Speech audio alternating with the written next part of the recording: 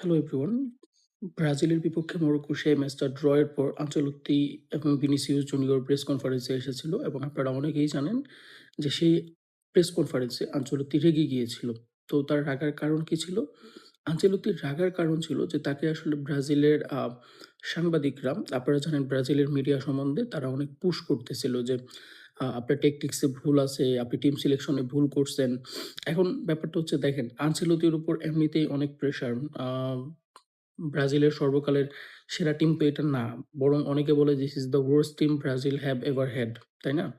আচ্ছা, কারণ আপনি চিন্তা করেন কই, কাফু, তারপর হচ্ছে মার্সেলো, তো তাদের দেশে এখন আমাদের কি লেফট ব্যাক, রাইট ব্যাক পাওয়া যাচ্ছে না। তাই না? আমাদের ভরসা করতে হচ্ছে ইভানেজের উপরে, যে আসলে সৌদি লিগে খেলে। তারপরে হচ্ছে আপনার ওইদিকে ডগলাস সান্তোস। তো মানে ব্রাজিলের আসলে এই জায়গাটাতে খুব সমস্যা, এই জায়গাগুলোতে।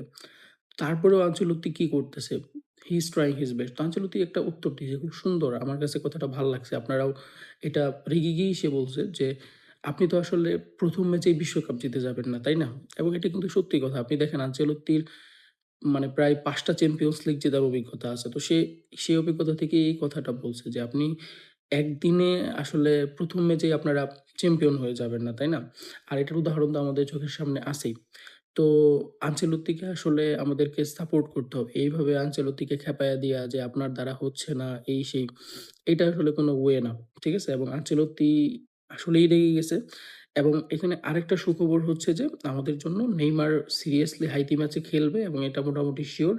নেইমারের যে কাফ ইনজুরি ছিল সেটা ডান। এবং অনেকেই বলতে পারেন যে ভাই, আ নেইমার তো আসলে পুরোপুরি ফিট না।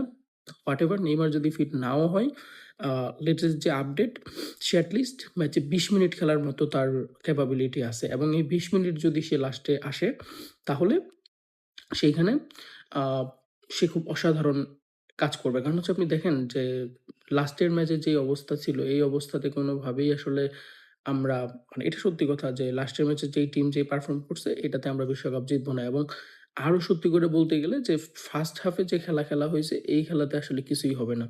তবে হ্যাঁ, সেকেন্ড হাফ কিন্তু it was impressive. It was I'm not saying like quite impressive, it was little bit impressive, ঠিক আছে? কারণ আপনি দেখেন সেকেন্ড হাফে মানে মরক্কো আসলে ওইভাবে খেলতে পারে নাই। আমরা যতটা ভালো খেলছি এবং সেকেন্ড হাফেও আমরা সুযোগ মিস করছি। এটা স্বাভাবিক। এখন নেইমার কি করবে? এই সেকেন্ড হাফেই লাস্টের ২০ মিনিট নেইমার নামবে এবং নেমে সে হয়তো কুনিয়ার জায়গায় হয়তো নামবে না বা এরকম, ওই ইগোর থিয়াগো তো মনে হয় না আর চান্স পাচ্ছে। আমার কেন জানি মনে হচ্ছে ওরে আর খেলাবে না।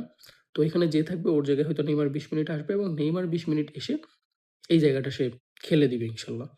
এখন আপনি চিন্তা করতে পারেন যে নেইমারের ইমপ্যাক্টটা মেইনলি কোথায় হবে? নেইমারের ইমপ্যাক্টটা হবে মেইনলি হচ্ছে নকআউট ম্যাচগুলাতে। কারণ ওই সময় কি? কারণ দেখেন নেইমার খেলা মানে কি? বিপক্ষ টিমের একটা প্রেশার, যে প্রথমত কি আপনার নেইমারকে নিয়ে প্ল্যান করতে হবে। নেইমার কোথায় খেলবে? নেইমার কত মিনিট খেলবে? সো এই যে বিপক্ষ টিমের উপর একটা প্রেশার আমরা দিয়ে দিতে পারবো, এটাই হচ্ছে কি আমাদের একটা বড় পাওয়া। ঠিক আছে? So no tension. আমরা ইনশাল্লাহ আ হাইদির ম্যাচে নেইমারকে দেখতেছি। এটাই হচ্ছে আপডেট ব্রাজিলিয়ান মিডিয়া থেকে। এবং নেইমার আসলে তো বুঝাই যাচ্ছে যে কি হবে। ঠিক আছে?